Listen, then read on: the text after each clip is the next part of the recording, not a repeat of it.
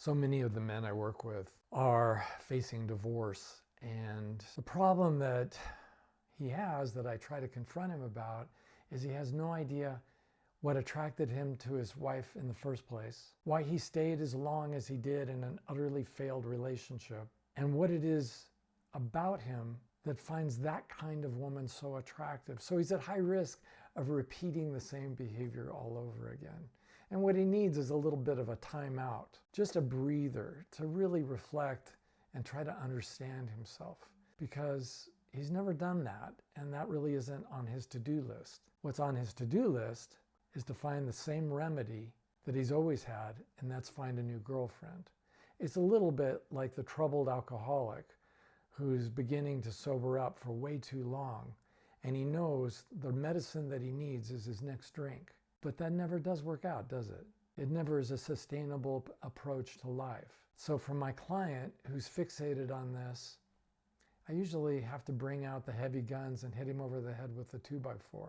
If this way of working things out had worked for you, you would never have been in my office in the first place. Nothing you're doing is working. Nobody likes to hear that. They have never learned how to have a life worth living. Because if he had a life worth living, and the woman he was with had given him his walking papers, he'd go back to a really great life worth living. But instead of doing that, he feels utterly at sea, utterly empty, without purpose, without meaning, without significance. And why? Well, because he had everything riding on that one relationship. No matter how bad it was all that he had. And that's why he was so panicked about it. Yeah, he was going to lose a house. And yes, he may have lost the kids and the family and all of that. He might have lost even his reputation in the community.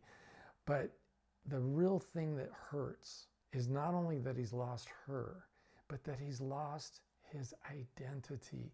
He doesn't even know who he is. Sometimes because he's never figured that out in the first place, but sometimes because in his rush to please her and to hold on to her by pleasing her at every turn, he was truly unfaithful to even himself, to his own identity, to his own integrity. Doing things he didn't want to do with his days, putting himself into situations where he was regularly uncomfortable instead of really leading a life that he wanted to lead. Had he known how it was going to turn out, and this is the question I always ask, knowing what you know today, if you could go back in time, would you marry her again? The answer is always no. Okay, well, you're at risk of doing that again.